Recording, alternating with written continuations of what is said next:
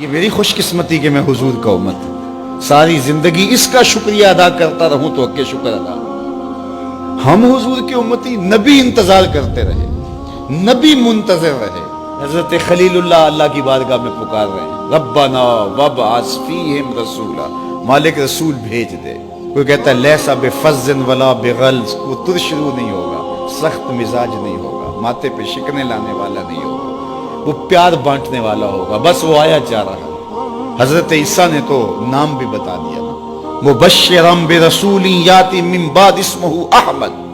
لوگوں میں جا رہا ہوں, چلو نام بھی بتا دیتا ہوں, میرے بعد جو آنے والا اس کا نام احمد ہوگا. نبی انتظار کرتے رہے, 12 نبیوں نے انتظار کیا حضور کی امت میں ہونے کے لیے, تمنا کی. نستورہ راہب انتظار کرتا رہا, بحیرہ راہب انتظار کرتا رہا. شب ہجر کی سختیاں کوئی اس سے جا کے پوچھے, تیری راہ تکتے تکتے جسے صبح ہو گئی. زندگیاں گزار دی انہوں نے. سلمان فارسی کی کہانی سن لو, مجوسی کے بیٹے تھے, حق کی طلب میں نکلے, باپ نے گھر سے نکال دیا. ایک پادری کے پاس جا کے رکے, زندگی بھر اس کی نوکری کی. جب اس کا آخری وقت آیا, اس نے کہا میری تدفین کے بعد غموریا چلے جانا, وہاں کا پادری خدا رسیدہ ہے, تجھے اس سے کچھ مل جائے گا. کہتے میں وہاں سے غموریا آ گیا. پھر اس پادری کی ساری زندگی خدمت کی. جب وہ مرنے لگا تو اس نے کہا کوئی ایسا شخص نہیں ہے جس کے پاس اب میں تجھے بھیجوں, لیکن نبی آخر الزمان کے ظہور کے لمحے آ گئے. تو یہاں سے یثرب چلا جا, وہ اس نبی کی ہجرت گاہ ہوگی. تیری زندگی سنور جائے گی, تو نے بڑی محنت کی ہے, بڑی نوکری کی ہے میری. کہتے میں نے اس کو کہا کہیں ایسا نہ ہو میں دھوکہ کھا جو مجھے کوئی نشانی بتا دے. اس نے کہا 3 نشانیاں ہیں, ایک صدقہ نہیں لے گا, دوسرا ہدیہ رد نہیں کرے گا, تیسرا 2 کندھوں کے درمیان مہر نبوت ہو. کہتے ہیں میں نے اس کی تدفین کی. یثرب کی جانب جاتے ہوئے ایک قافلے میں شامل ہو گیا. انہوں نے مجھے پکڑ کے اپنا غلام بنا لیا, لیکن میرے پہ مہربانی یہ کی کہ مجھے بیچا جا کے مدینے میں. ایک یہودی نے مجھے خرید لیا. میں اس کے باغ میں گوڈی کرتا تھا, کام کرتا تھا, کھجوریں توڑتا تھا, لیکن میں انتظار میں تھا کہ کبھی وہ نبی آخر الزمان آئے تو مجھے دید ہو. کبھی عرش پر, کبھی فرش پر, کبھی ان کے در, کبھی در بدر. غم عاشقی تیرا شکریہ, میں کہاں کہاں سے گزر گیا.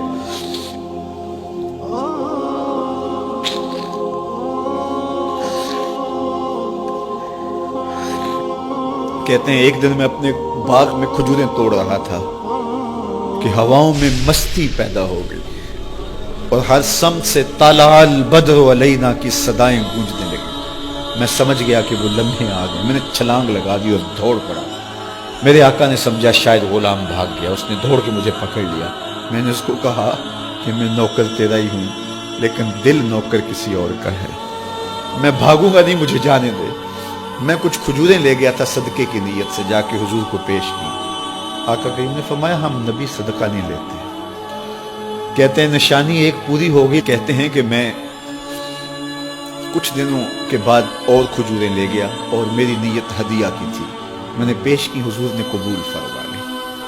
لیکن میں بھی کہتا تھا تیسری نشانی بھی پوری ہو لے تو پھر مانوں گا. اور وہ کیا تھی؟ 2 کندھوں کے درمیان مہر نبوت. کہتے ہیں ایک دن حضور میرے باغ میں آئے, اور آقا کریم نے اپنے مبارک کندھے پہ چادر رکھی ہوئی تھی, اور چادر کی اوٹ میں مہر نبوت چھپی ہوئی تھی. اور میں پیچھے ہو کے دیکھتا تھا, اور میری آرزو یہ تھی کہ کوئی تیز جھونکا ہوا کا آئے اور چادر ہٹ جائے اور میں مہر نبوت کی زیارت کر لوں. حضور میرے ارادہ قلب سے آگاہ ہوئے. فَأَلْقَى إِلَيَّ رِدَاءَهُ, حضور نے چادر اتار کے میری جانب پھینکی, اور پھر ایسے رخ کر کے فرمایا انظر الی ما امرت بہ, اس پادری نے جو بتایا تھا دیکھ لے آ کے. تو کہا میں نے دیکھا کہ حضور کے کندھوں کے درمیان.